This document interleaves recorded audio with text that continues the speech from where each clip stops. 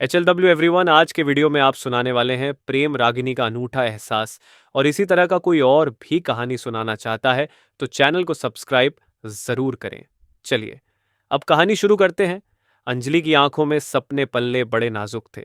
प्रेम के गीत उसके होठों पर मधुर संगीत की तरह बहते रहते। ऐसे में अपनी कॉलेज की लाइब्रेरी में एक अजनबी के प्रेम में पढ़ना उसके लिए किसी संगीतमय उपन्यास से कम नहीं था।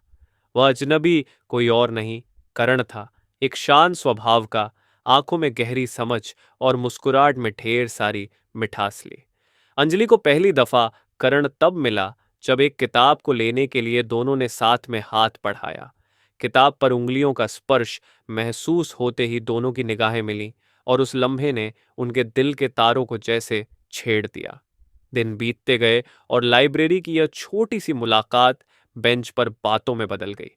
अंजलि एक कहानीकार थी और करण उसकी कहानियों में उसका पहला पाठक।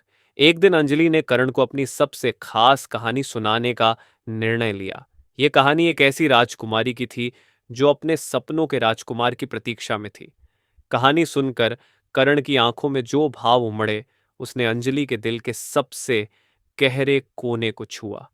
समय का कारवां चला और दोनों के बीच की दोस्ती प्रेम में परिणत हुई। अंजलि और करण ने एक दूसरे की आंखों में अपना भविष्य पढ़ लिया। बागों में साथ चलने, चांदनी रात में सितारों के नीचे बातें करने और प्राचीन किलों को देखने जैसी सरल चीजों में वे असीम खुशियां पाते। उनके प्यार की मिठास समय के साथ और भी गहरी होती गई। अंततः अंजलि ने करण से कहा, क्या तुम मेरे सपनों का राजकुमार हो? करण ने मुस्कुराते हुए जवाब दिया, अगर तुम्हारे सपने मुझे चुनते हैं तो हाँ, मैं वही हूं।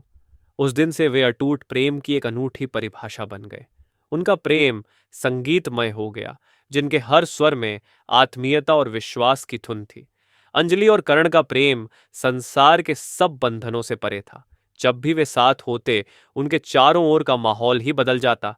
चाहे वे बातें कर रहे हों या एक दूसरे के साथ चुपचाप बैठे हों, उनका प्यार अनकही भाषा में बातें करता।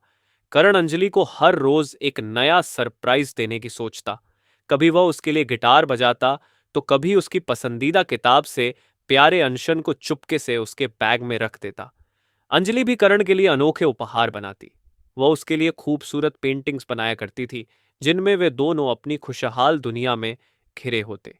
जब भी शहर में बारिश होती, वे दोनों चुपचाप किसी छतरी के नीचे खड़े होते और प्रकृति के इस खेल को निहारते। कभी कभी वे बारिश में भीगने की परवाह किए बिना सड़कों पर नाचते और अपने प्रेम को बारिश की बूंदों के साथ मिला देते। वक्त के साथ करण और अंजलि की जिंदगी में कई उतार चढ़ाव आए, लेकिन उनका प्यार कभी कमजोर नहीं पड़ा। जब कभी करण के सपने धुंधले पड़ते, अंजलि का विश्वास उसे नई ऊर्जा से भर देता। और जब कभी अंजलि मायूस होती, करण का हास्य उसके चेहरे पर मुस्कान बिखेर देता।